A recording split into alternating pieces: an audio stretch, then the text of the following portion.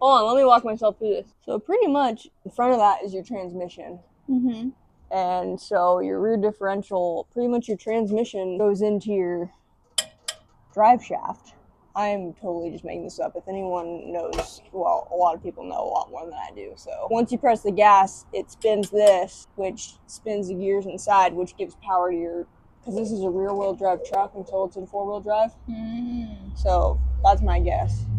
I really don't know. Okay, so we have everything on the truck built, and it is road ready. We've driven it a couple times. So now we are changing what? Well, past inspection and past emissions, it got its alignment. Yeah, everything's on it. But now we're going to change the rear differential fluid because this thing has 71,000 miles and I don't think it's ever been changed. Do you know how often it should be changed? I think it's every like 70 to 100,000 miles, I think. We can fact check that. Yeah, fact check that. So step 1 for this is make sure your fill plug, like where you fill your differential, which is on the front of it, can be opened. Okay. Because once you drain it, if your fill plug can't be open, like you can't put oil in it, and then you're gonna have a really big problem. So we need the plug there. Okay. So you want to make sure it's loose. Okay. And can come out. Okay. Now we need to loosen the bolts on the front of it. All right. Did some PB blaster on this because she's a little rusty. And I'm going to try and go in like a star formation. I'm going to leave this top one in. When this becomes loose, the oil is going to come out, right? So you should have something to catch it. Nice. Hopefully you speed this part up in the video. What is that? It's a wire. And how do we get it up? Oh. Do you think your arm strength has increased since taking all the rusty bolts off this truck? You know, it's definitely a good possibility.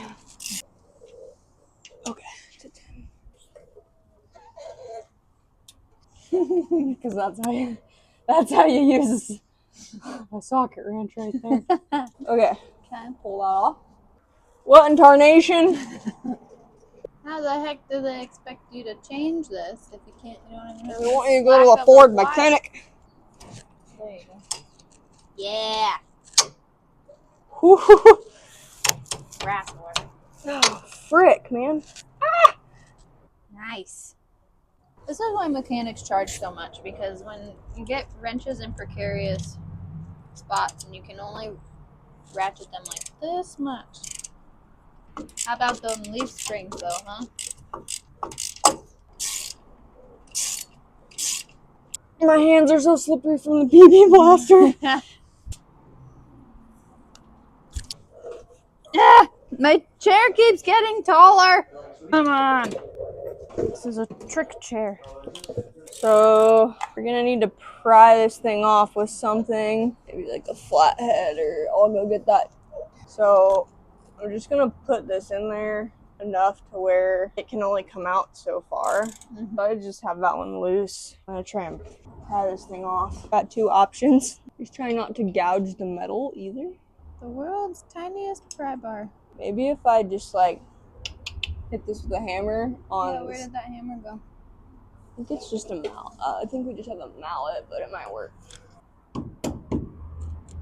Give me a butter knife. It looks like it's separating from the gasket. Maybe try the other side too. Oh, hold on. Seems like. Ooh. Oh, yeah. Oh, dang, that is dirty. Ooh. I don't know. I bet you this thing probably never going to change. No, I don't think so either. I'm so glad we're doing this. I don't see any water in it, so that's a plus. No visible chunks of metal. Oh, really? Yeah, because the ideal thing if a chip or a tooth or a chip or a tooth. If you chip your tooth, the magnet will catch it from your mouth. If a tooth were to chip, the magnet would catch it instead of ruining more gears.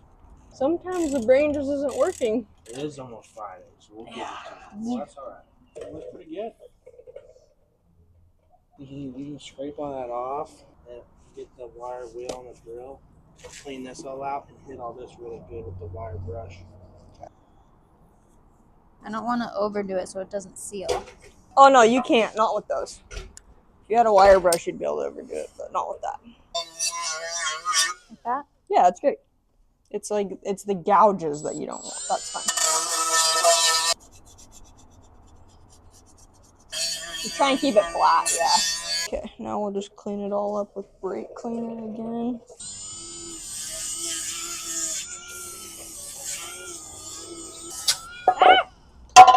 What?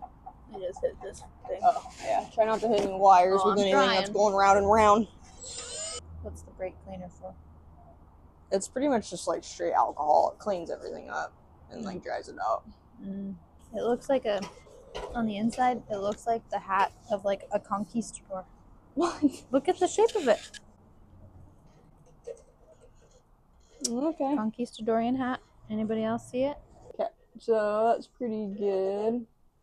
Some people use sealer on this. I have gasket sealer. Like, What would that do? so it's like a little adhesive. Some people don't. It's like silicone. I don't know. I think it should be fine Without? without. Okay. You don't have to. I mean, worst comes to worst, we'll just caulk it. So everything's clean. Now we made sure that this is the correct size. Okay, everything is clean. We double checked that the gasket is the right size. Bing. What I do is, because it's pretty hard to just like keep this and like fit it on there, you know? A couple of in here. You're so smart. YouTube University. So now I'm just gonna fit this on here. Get this out of the way now.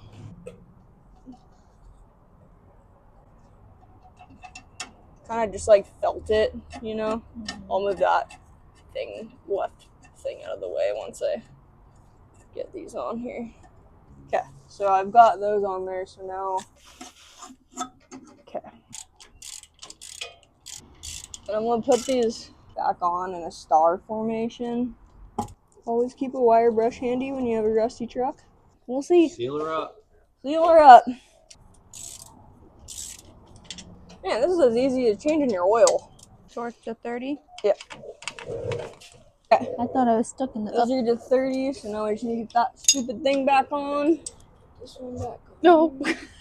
Okay. My chair's going up. So I'm gonna clean this up with some more brake cleaner. That way it doesn't look like there's been oil everywhere. We should probably doing this when we're tired. We might need to clean this puppy up. We need some Teflon tape too. That's the magnet. That's where the magnet is on this thing. There was none in the pan, but there wasn't a lot of metal, so that's good. And we didn't see any metal in there. All right. Put this guy in a safe place. This is the preferred method if you don't have a pump. Ah. Pour that into here, and then you just take this and it's a squeeze bag. Sweet. Oops. That looks a lot cleaner than what came out of there. Oh, I can see the line now. Screw that on there. One of the guys I was watching do this before educating myself, he had like a full-on hand pump. Yeah, you can buy. We have one in there, but it has ATF in it. Well, I'll use that. You can use that one Later. For ATF, but... Hopefully it's back there far enough. And then you put it in until it starts to come out, right? That's what I saw, yeah. Till it starts to come out where? Out of this hole. Oh. It should be the only place it can come out. Well, I didn't know if he meant till it like started dripping again. I'm like, isn't that what we don't want? It'll start to come out, yeah. Got it. Fill the hole. I mean, a decent amount did come out, so.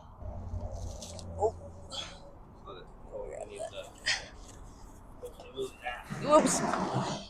You just let it like taper off a bit. Yeah, you just kind of let it. All right. Thank you. Teflon tape around the plug. Alright, where's that ratchet at? Thank you.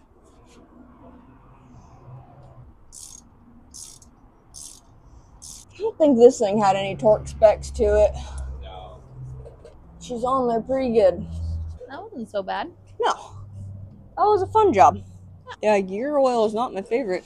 Stinkier than motor oil. I would ask for a high five, but oh,